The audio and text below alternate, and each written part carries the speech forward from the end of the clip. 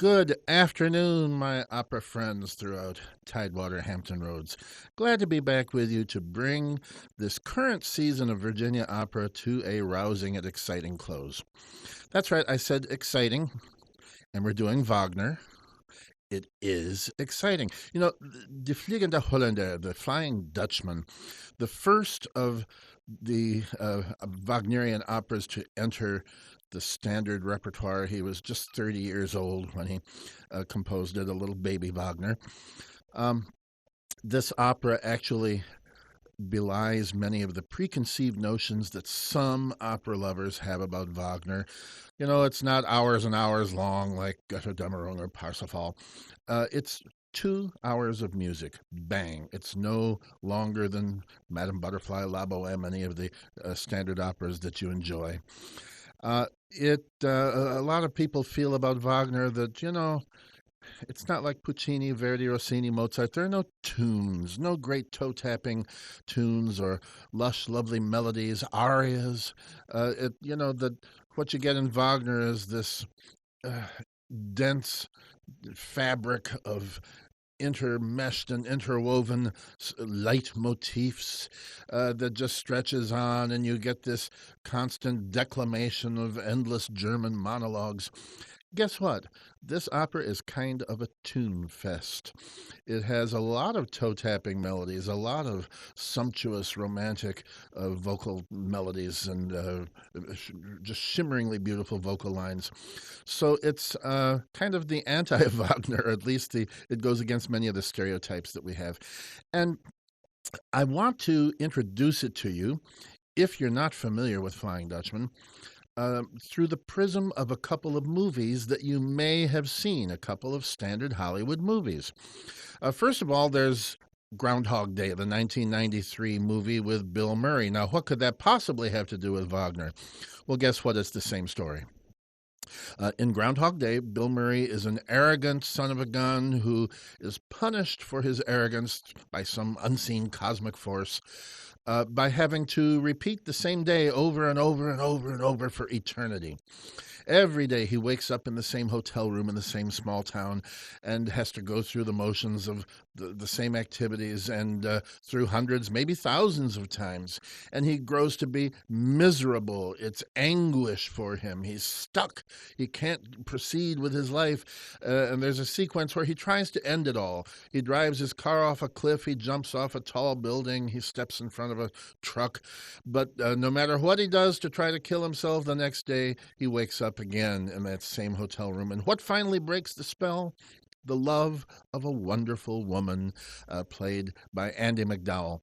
Well, I just told you the broad outline of Flying Dutchman, who, as a seagoing captain centuries ago, was punished for his arrogance, in this case, screaming out blasphemies as he was battling a storm at sea, by having to battle storms at sea for all of eternity.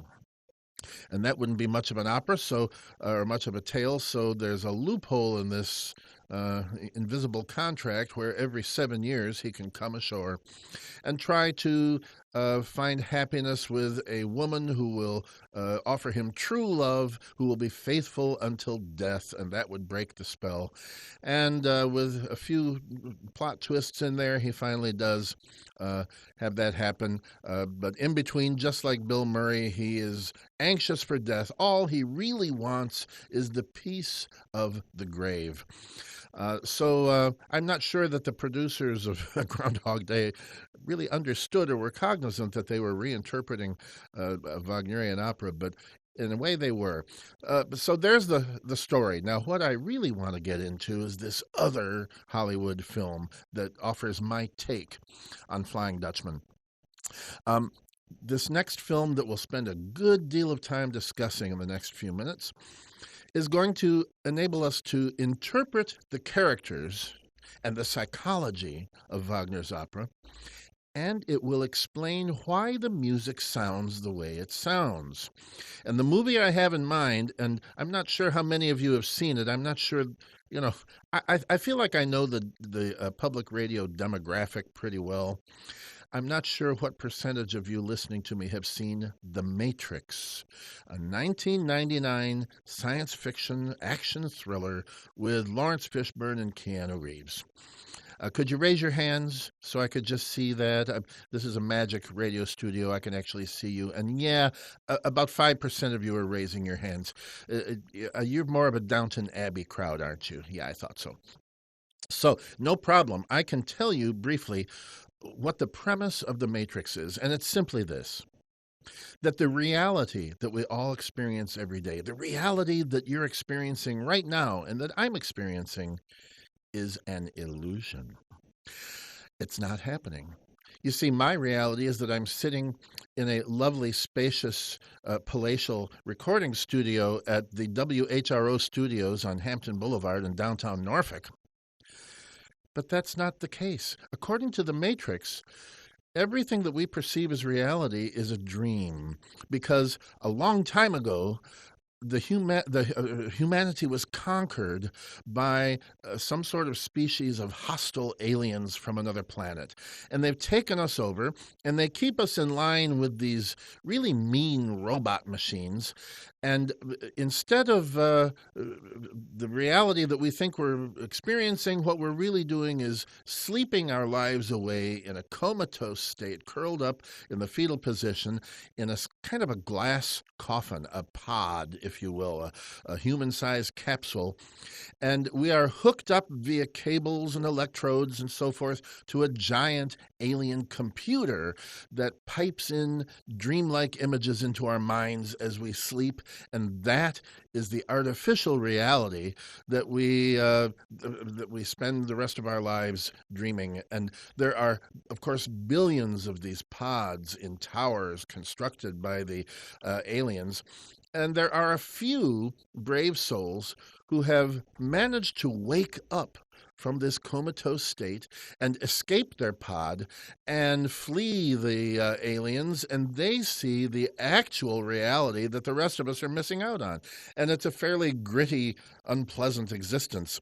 It's this post-apocalyptic world, and they hide from the aliens in subterranean caverns and passageways in a space-age vehicle where they can fire lasers and all those cool things in science fiction movies, and do battle with the robots and try to free humanity. Now, that's your movie.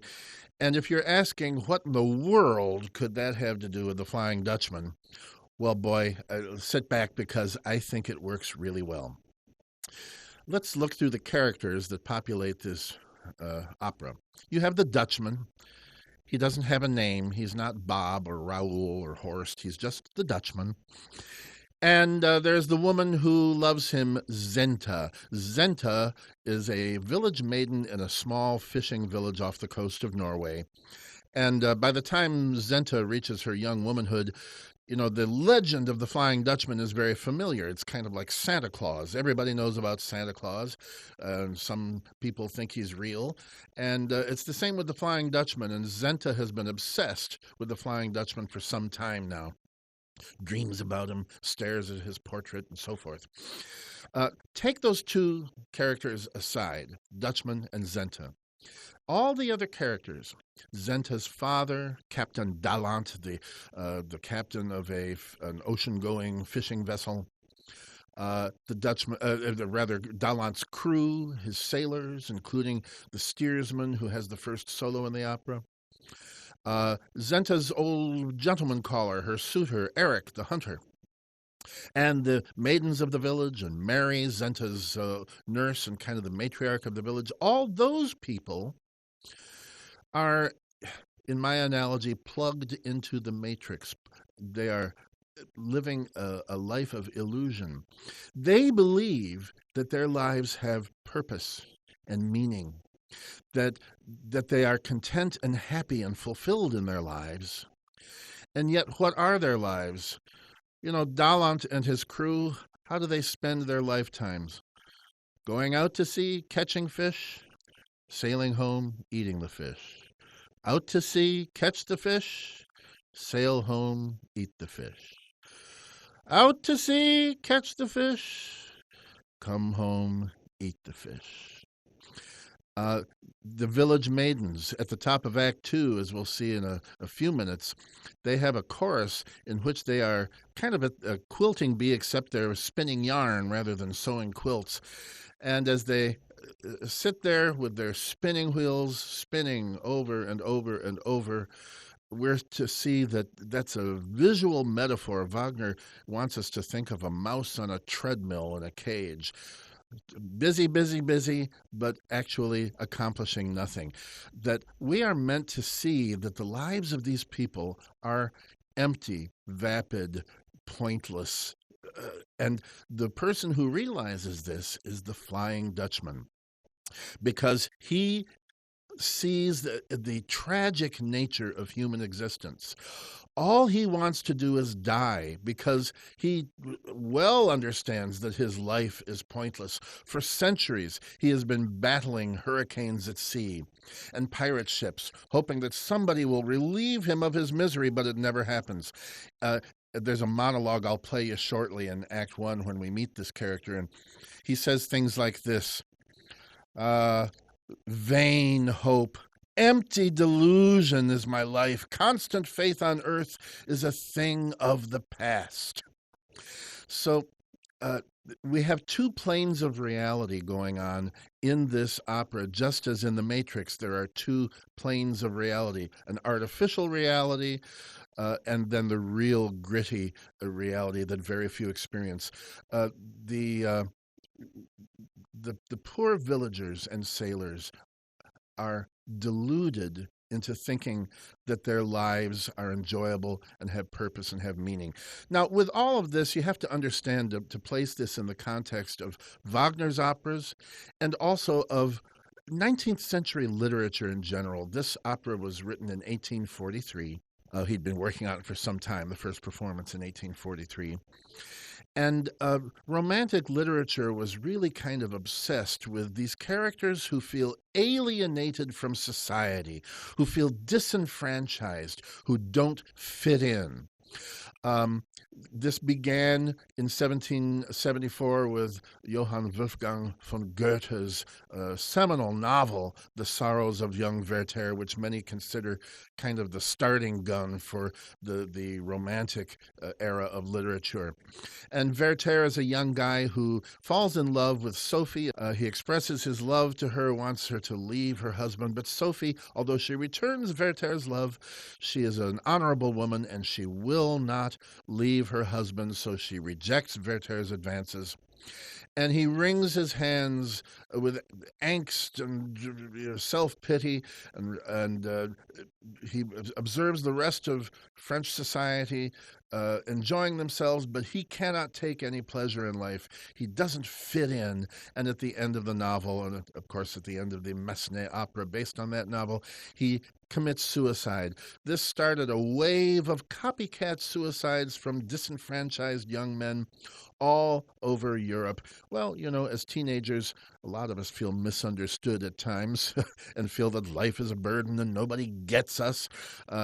And teenage suicide is still a problem in our society. But this novel about Werther by Goethe gave way to a lot of people whose worldview was that existence in life is a source of misery and discontent. Think of Lord Byron. Who actually, as an artist, through his sexual escapades and the way he lived life and his values, felt rejected by society, didn't fit in, was miserable. He created characters like Manfred who fit that description.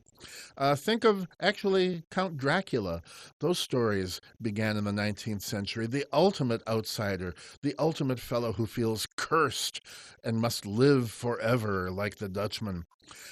And actually, when you look at Wagner's operas, all of Wagner's operas involve curses and seeking redemption from curses, from Tannhäuser to the Ring of the Nibelung, in which that lump of gold itself is cursed, and so is everyone who comes into contact with it, ending up even with Kundry in his final opera Parsifal, who resembles the mythical character of the wandering Jew, having mocked Christ on the cross, is doomed to wander the earth forever until the second coming of Christ.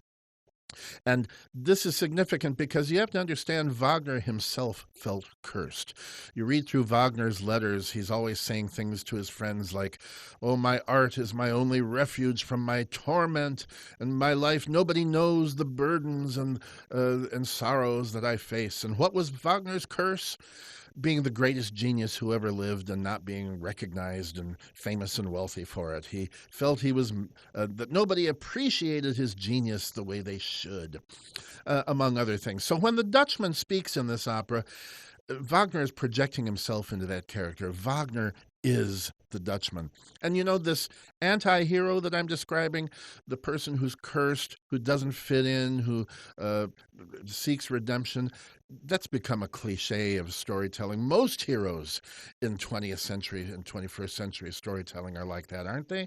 Think of Walter White in Breaking Bad. Doesn't fit in. He's kind of cursed with lung cancer. Did you ever have to read Catcher in the Rye in high school? J.D. Salinger, Holden Caulfield, the complete prototype of the alienated teenager. How about most of the Tom Hanks movies? Cast away on a desert island for years, and when he returns, he kind of feels alienated from the world that he used to inhabit, and so forth. Now, what I want to point out to you is that this framework of two realities in this opera, the complacent, unaware reality of the villagers and the tormented, cursed awareness of the tragedy of life by the Dutchman and the woman who loves him, Zenta. I said it explains the way the music sounds. And if you start reading commentary about the Flying Dutchman, you'll hear people say things like this. Well, there's an inconsistent musical style in this opera. Popular melodies are contrasted with foreshadowings of Wagner's mature style. And usually the commentators will say, well, you know, he was still young. He hadn't fully worked out his theories about the music of the future and leitmotifs and so forth. So baby steps, he was on his way, but it wasn't fully thought out. And I disagree. I think this was a choice. I think that he wanted to drive home the fact that there are two different planes of reality, so he assigned people two different styles of music depending on whether or not they're plugged into the matrix. Now, when you think of Wagner, you know, in old-fashioned bel canto opera, the voice was the most important element of any opera. The voice told the story. The voice set the atmosphere, and that's why you came to the opera. And the orchestra would have a subordinate role. It might play, like they used to say of early Verdi, the big guitar. Pa, pa, pa. It would just accompany the voices. Wagner had a more symphonic idea of opera. He wanted the orchestra to carry the narration, and his orchestra was thick-textured and rather heavy in style, very plush orchestration, and sometimes we feel like the voices go along for the ride. And because the orchestra is so powerful, well, that explains why Wagnerian voices are so powerful and dramatic themselves and outsized. For instance, here's a typical bit of Wagnerian orchestration. This is from the top of the show, the overture. The orchestra is describing that hurricane at sea, which was the genesis of the Dutchman's arrogance and his curse. And imagine yourself having to sing along with this.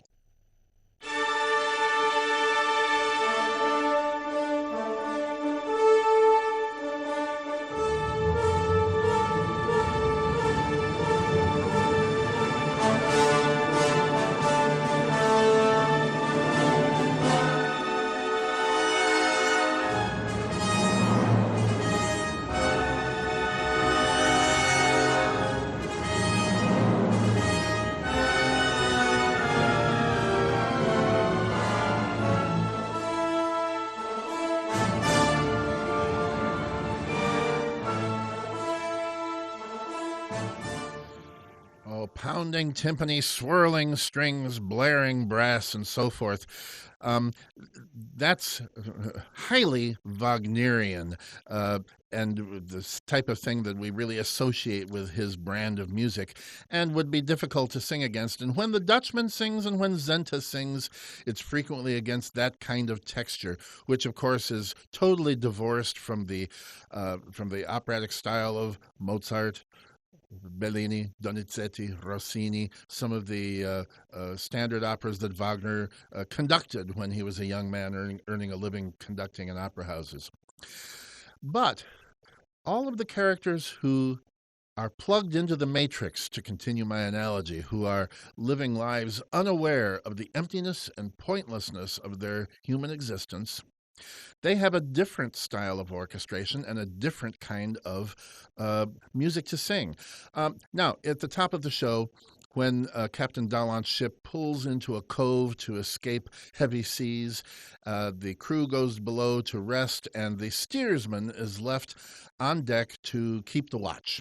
And to keep himself awake through the stormy night, he sings a sailor song, a sea shanty. If you didn't know that this was Wagner, you might never guess that it was Wagner. Some of it is unaccompanied, for one thing. When the orchestra does come in, notice the texture. It's a style of orchestration that could have been from a century before, could have been from 1743. It sounds very classical. Mozart would have acknowledged this type of orchestration. And also, third, notice that there's an actual tune. It's a good tune. Here's the steersman.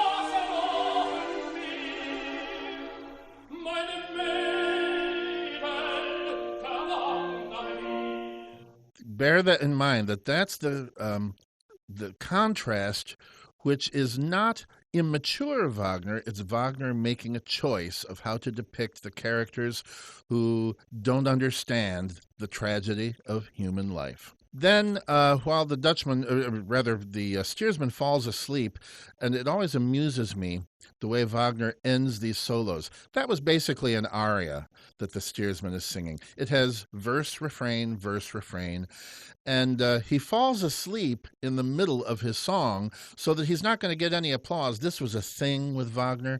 Wagner hated the convention that we still do at Virginia Opera today of interrupting the performance with applause when the aria comes to an end, or whatever the musical number is. Wagner didn't like that. I suspect it was because he felt about singers the way Alfred Hitchcock felt about actors. You know, why do you care about them? They're not the genius. I'm the genius. So I notice throughout this opera how Wagner takes away all possibilities of applause for the poor artists who sing his music. With the steersman, it's because the poor schmuck falls asleep, so that it doesn't really end. And while he snores, in sails this ghostly vessel with blood-red sails that's holding the Flying Dutchman, who appears as a mortal man, and his crew of zombies, the living dead, just like in all those cable TV shows these days. And so we're going to meet the Dutchman. He's going to come out, and he's going to sing his great solo. Now, it's not a song with verse and refrain. It's not an aria with a nice A-B-A form, so you hear the big tune twice. It is a soliloquy, kind of a Shakespearean soliloquy, and it's sort of through composed. There's very little repetition. I said that it's symphonic. It really employs kind of an instrumental form. There's a slow introduction when we first see him, in which the orchestra depicts the weariness of this poor sailor who's been battling hurricanes at sea for centuries now. Then it's going to have three sections, and I want to kind of talk you through them a little bit. In the first section, as he recounts the backstory of how he came to be cursed, he's full of rage. He's angry at fate, at destiny, at God, whoever did this to him, shaking his fist. And the music could not be more contrasting with that simple texture and form of the steersman solo. Here you're going to get something more like that overture. As he recounts the origin of his curse, we're going to hear that tempestuous orchestration against which it takes a powerful voice to be heard in the opera house. So here he is venting anger.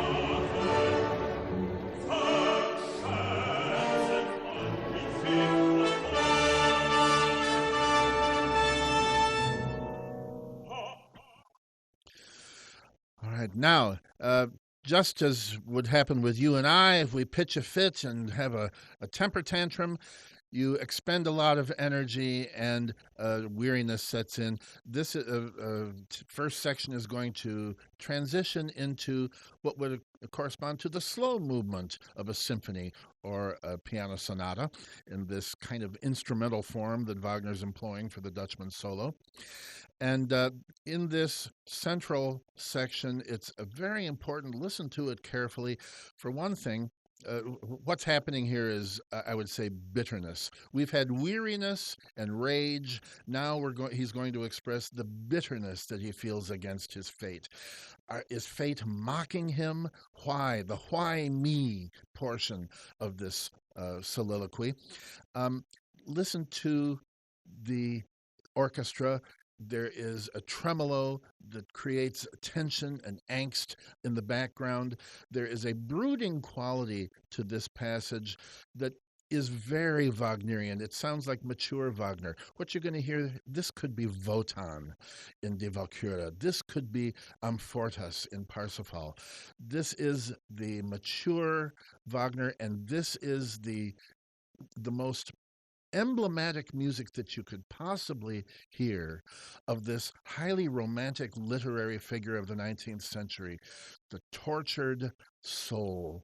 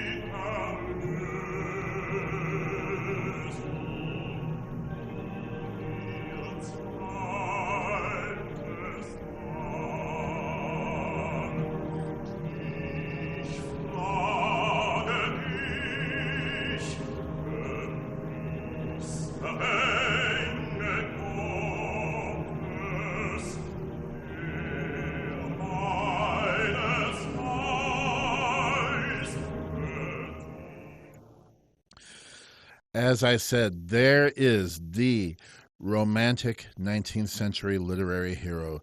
There is Dracula. There is Lord Byron. There is Manfred. And you know what else?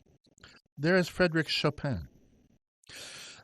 I wonder if it's possible that Wagner was thinking of another slow movement, the slow movement from Frédéric Chopin's second piano concerto that was written more than a dozen years earlier in 1830. You see, this posture, this pose of the tortured romantic hero, it exists in instrumental music as well. And of course, as I've said, the Dutchman's monologue really takes on instrumental form as well. Listen to this passage. Here from the Chopin concerto, you'll hear those anguished tremolos in the strings, those jagged recitative-like solo passages for the piano. This is Wagner.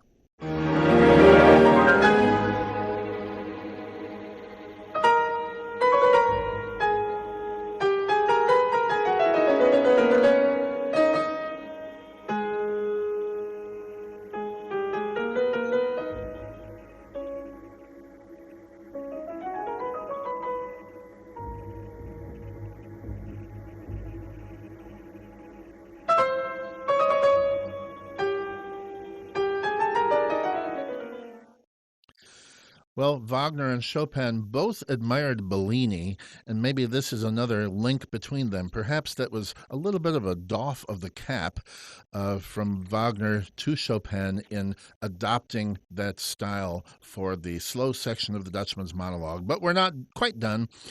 This is such a fabulous solo. We've been through weariness, rage, bitterness, but we're going to end up with defiance, because while the Dutchman does feel sorry for himself, we're not contemptuous of his self-pity, because there's something fierce and magnificent about him. And in this final section, what we get is defiance. He shakes his fist in a kind of a splendid display of this lion-hearted temperament. And here's a great ending, but I want you to listen. How does Wagner deny an applause moment in this solo?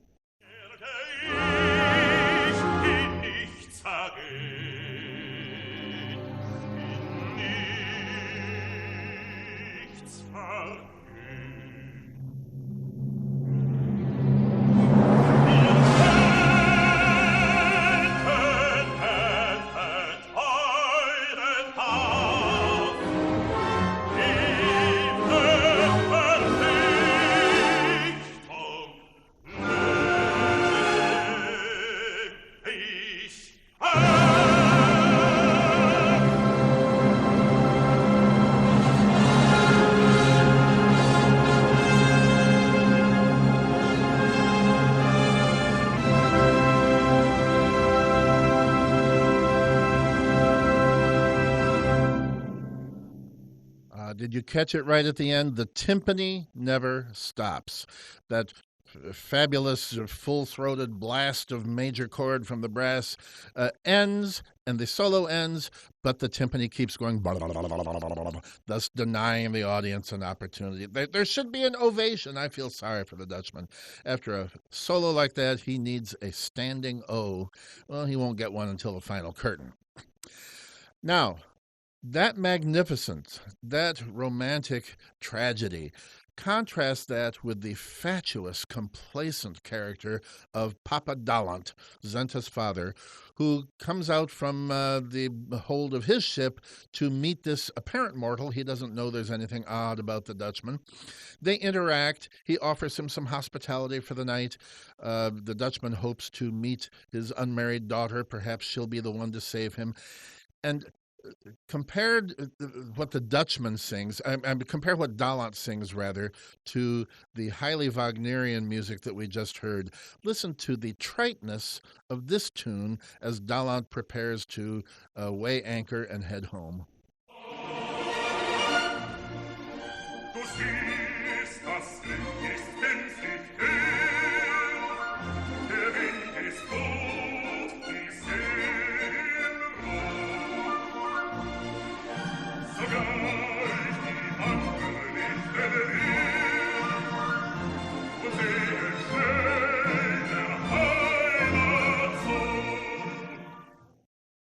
Really? Seriously? Would you guess that a tune like this, da dum da dum bum bum bum, bum that was Richard Wagner? That's not what we think of with Wagner. So again, that's a choice. He's trying to make the black and white contrast between someone who's unplugged from the matrix, who understands the tragedy of existence, and someone who's content to spend his life catching fish. Dallant has an aria in Act 2 when he brings the Dutchman home to meet Zenta, and as he's telling her all about her future husband, listen to this aria, folks, and kind of rate it on a scale of 1 to 10, 10 being the most dynamic, sensuously beautiful, exciting music that you've ever heard. What rating would you give this?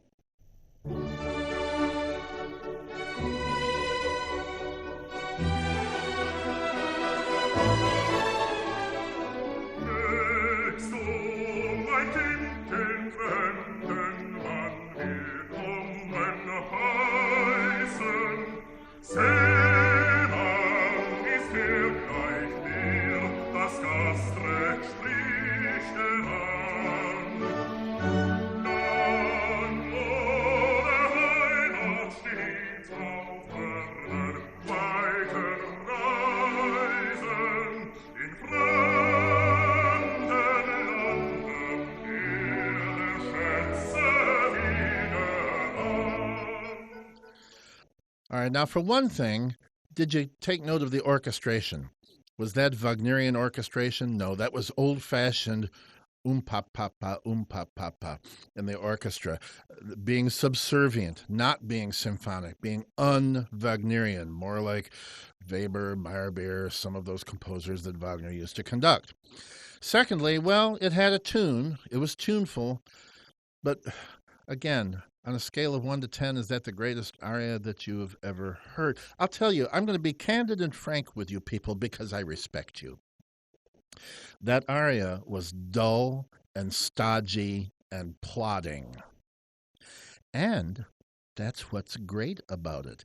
Let me tell you, here's one of my mantras about opera, folks. Great music does not have to be great music in order to be great music. Opera music doesn't always have to be the ultimate music. You know what it has to be? It has to be appropriate. Wagner wrote that character to be stodgy, dull, unimaginative, complacent, plugged into the matrix. So he is given music that fits his character, not that's going to compare with the wonderful solo that we heard from the Dutchman. So it really works. It's really appropriate, even though, my goodness, la, la, la, la, la, la, la, la.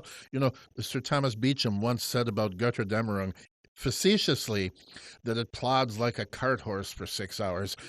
I don't know about that, but that particular aria of Dallant plods like a cart horse for 4 minutes. And that is what's great about it. So that's how Act 1 ends. He's going to go home with the Dutchman, introduce him to his daughter, and they'll live happily ever after, have 2.5 children and a Cocker Spaniel, and live in the suburbs. Act 2 is where we get probably the greatest example of the contrast between the villagers stuck in the matrix, unaware of reality, and one who is attuned to the tragic nature of existence. We have these women, these village girls, gathered at Dallant's house. As I said earlier, it's kind of the spinning version of a quilting bee. There are a few spinning wheels in the room. They're drinking coffee, eating whatever Norwegian maidens eat, sardines, I suppose, and passing the time. And they sing a song to pass the time while those wheels are busy spinning yarn into cloth.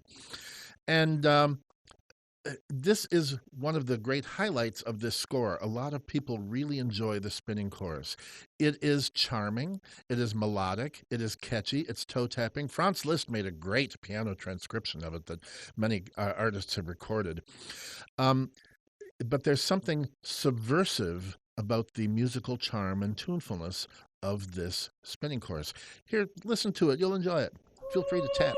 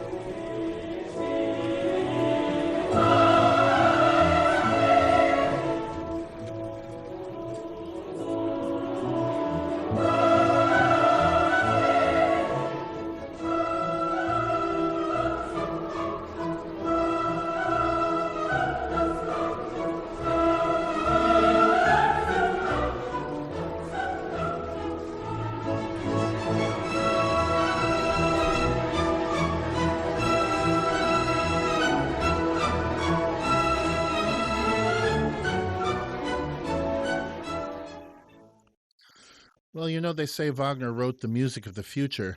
I'm not sure that they meant vaudeville and soft shoe when they say that.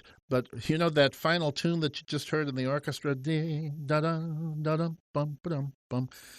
I've got a little parlor trick I do when I lecture about this opera at the keyboard. I play that tune and then I morph into T for two and two for T. You could really do a fine soft shoe routine to the spinning chorus. That's Wagner. It's a frankly popular style, but I said it's subversive because it's designed to show how vapid and empty and common these girls are, that they pass through life blissfully sitting at their stupid spinning wheels, spinning, spinning, spinning their lives away. It is a visual metaphor and a musical metaphor of a white mouse on an exercise wheel. And my favorite moment, that Nurse Mary, who you heard singing at the very beginning of that last track, she turns to Zenta, who is staring obsessively at a portrait hanging on Dallant's home, on the wall of his home, of the Dutchman. She says, Zenta, you're not singing. Don't you want to sing with the other girls? And I love Zenta. My favorite line in the show, she says, no, it's a stupid song. Because Zenta is not plugged into the matrix. She senses that there is another reality. She dreams of this tragic figure. She longs to be the person who could save, who could relieve the suffering of the Flying Dutchman, who she believes is real. And so she's going to sing a solo that will differentiate her from these vapid village girls who are spinning their lives away. And Wagner makes an interesting choice. She's not going to sing a simple song. She's not going to sing an aria of sensuous beauty like, Visi d'arte or Mi chiamano Mimi. He chooses an ancient form of storytelling, the ballad. Now, ballads are songs that tell a story. Frequently, they have characters. The most famous ballad, probably in the realm of art music, might be Schubert's Die Erlkönig, that tells the story of a father trying to take his sick child to a doctor before the Erl King takes him to the underworld. But there's a more recent classic form of ballad that some of you may remember from the 1960s. It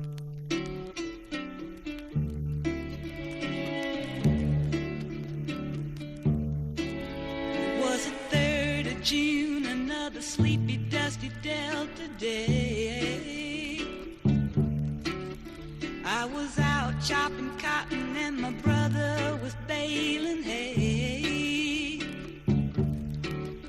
And at dinner time we stopped and walked back to the house to eat. And Mama hollered at the back door, y'all remember to wipe your feet. And then she said, I got some news this morning from Choctaw Ridge.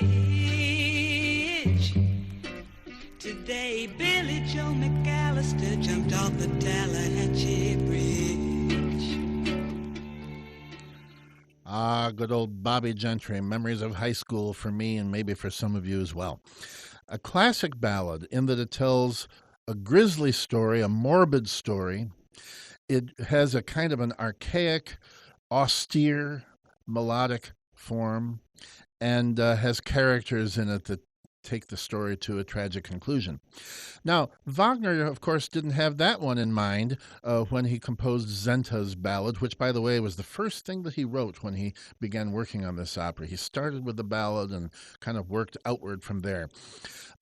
No, he had in mind an opera that was very popular in its day, one that he had conducted, and that featured, again, this disenfranchised, alienated, tragic hero of a vampire, Der Vampir, the vampire, by a largely forgotten composer, Heinrich Marschner. Now, this was big box office in Wagner's day. He conducted performances of it, and at one point, the lead soprano character, Emma, sings a ballad that is a dialogue between a daughter and her mother. And the daughter says, "Ah, mother, this pale man has smiled at me. How mysterious is his smile." And the mother says, "No, child, you must not look at him. He is a vampire. He will take your blood," and so forth. "God protect us from him." "Ah, but mother, his smile is so charming and beguiling." "No, child," and so forth. Um, Wagner really thought a great deal of this ballad, and there is no doubt that he had Marschner's Der Vampir in mind when he wrote Zenta's ballad, including lifting a phrase, that phrase, "the pale man," that Marschner uses to describe the vampire. You find that same phrase in Zenta's ballad, "a pale man." That's how she refers to the Dutchman.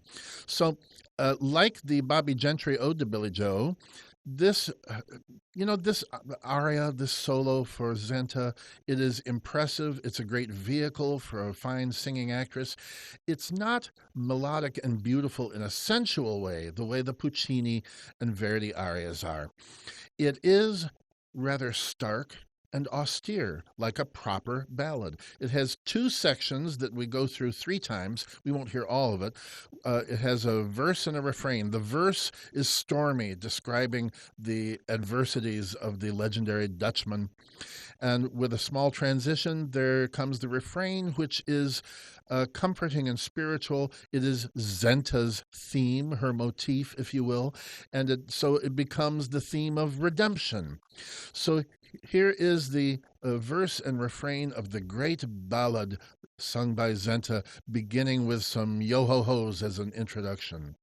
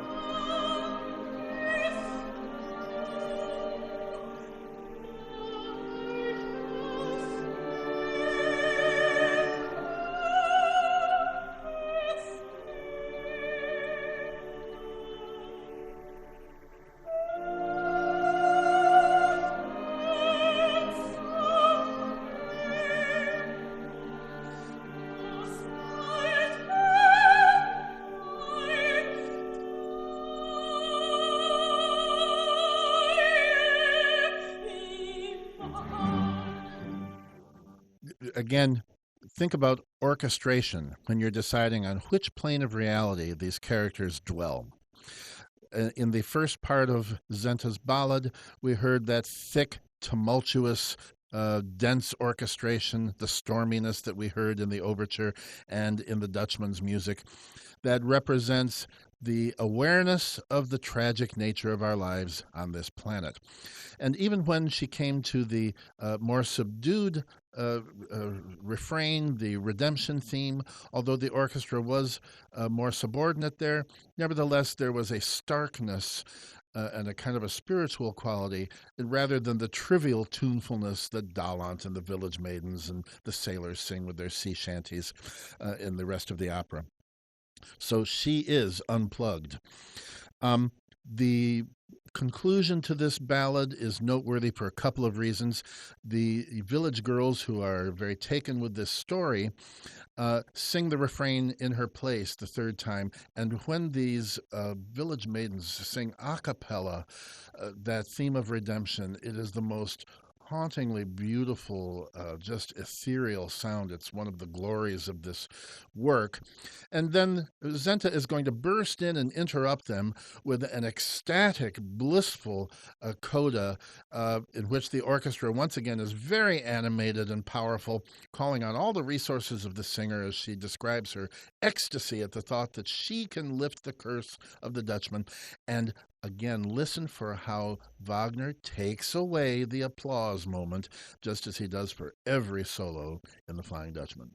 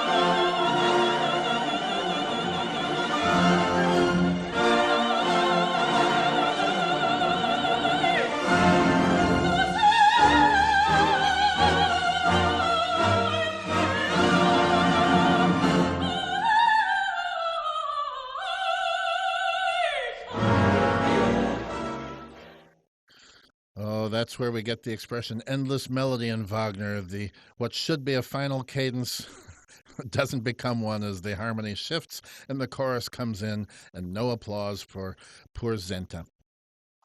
Now, I'm following that, we get the appearance of Eric, the lead tenor role, who is Zenta's former gentleman caller, the suitor who would like to marry her, but in whom she's lost interest because of her obsession with the Dutchman. Poor Eric keeps hanging around like the lovesick puppy that he is, saying, "Why don't you like me anymore?" and begging her to take him back as a suitor. And he's going to bolster my argument that The Matrix is a good metaphor for this opera and the characters in it. Because for those of you who saw The Matrix, there is one character, a guy named Cypher. Cypher was unplugged from The Matrix. He was with Morpheus and Neo in that space-age vehicle battling the robots. But Cypher kind of liked The Matrix better. He chose to go back into it. There's a scene where Cypher is sitting in in this dream world, an imaginary restaurant in downtown New York with a piece of rare steak on his fork, and he says, "I know this steak isn't real. I know it's all in my mind. I know that I'm only imagining the juiciness of it dribbling down my chin, but I don't care. I just don't care. I'm going to enjoy it." And this is Eric. Eric is a guy who doesn't quite fit in with the rest of the villagers. For one thing, he's not a fisherman, he's a hunter, but also he kind of senses, Eric seems to sense that there is another plane of reality out there because he tells Zenta about a dream he had. A dream in which he saw a pale man out on a boat in the ocean, and that Zenta leaped into the water and began swimming towards him. So Eric is intuitive. Eric kind of realizes that there's something else going on. And Zenta, of course, is delighted to hear this. She takes it as an omen that her dreams will come true. So since Eric understands that there are different planes of reality and sort of seems to intuit what's going on with Zenta and this pale man, what's his orchestration going to sound like? Will it be tumultuous with a huge Wagnerian texture? Or will it be old-fashioned with some nice bel canto-style accompaniment? Well, here's his aria.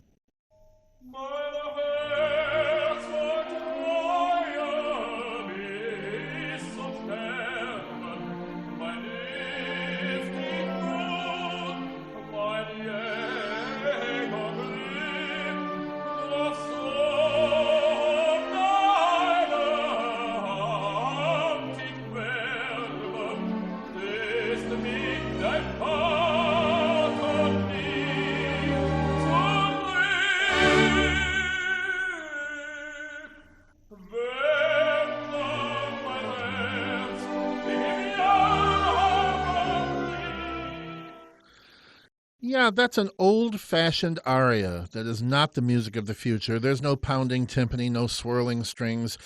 Eric doesn't have to shout to be heard. And what is he saying? Even though he understands that he senses that there's something else going on about the nature of reality, he's basically saying, don't you just want to marry me? Can't we have a normal life? Eric wants to plug both of them securely into that matrix and just be normal like the rest of the villagers. Well, there's so much we could talk about here. My time is coming to a close, so I'm going to end with the central scene where the two folks finally get together. The two unplugged from the Matrix characters meet. And after Eric rushes away, heartbroken that she's rejected him, in comes Papa Dallant with the Dutchman in tow. And the moment these two lay eyes on each other, it's like there's a click. Their souls unite. They are soulmates. Each understands the function of the other. And they're going to sing a duet after Dallant finishes his dull, stodgy aria. This is not a duet like a typical love duet. In a typical love duet, the tenor, the lover, the male lover, sings to the soprano and says, oh, I want to take you in my arms. Your hair is so glorious. Your lips like cherries. I want to kiss you. He sings to her. In this duet, for most of the time, the Dutchman and Zenta don't sing to each other. They sing privately about one another. The Dutchman will sing, perhaps this is the one who can end my torment. And Zenta is singing, so he's here. Oh, I don't want to do anything except relieve his suffering. I want to lift the spell and bring him relief. It is the least erotic love duet in history. There is nothing sexual here. Zenta doesn't want to date the Dutchman. She doesn't want him to make love to her. She doesn't want to bear his children. She only wants to relieve his suffering. The more you know about Wagner's biography, the more you realize that the one reason for the endless parade of women in his life to whom he was unfaithful is he was looking for that woman who would totally subordinate her own wants and needs to easing his path in life and helping him find his destiny. From Wagner's point of view, the trouble with women is they have their own wants and needs. How tedious. So he creates his view of this ideal woman in Zenta. And look, folks, what I like in Wagner are those moments, and Wagner was better at this than any other composer, better than Puccini, better than Verdi. Only Mozart might rival him in using the human voice to express rapture. That rapture that later we'll hear in with Sieglinde as she exults about when she's told that she will give birth to the hero Siegfried. That rapture that we'll hear, that transcendent rapture in Isolde in the love duet, the Liebesnacht and the Liebestod. The outpouring of sheer bliss of a spiritual nature. Here's the first example of it that we get in Wagner. It's foreshadowing Sieglinde and Kundry and Isolde and the other great Wagnerian heroines. Here is Zenta letting her voice soar out, expressing the joy and rapture of being the one to be the soulmate of this mysterious Dutchman. Folks, if this passage, these 2 minutes of music were food, they would be Godiva chocolates.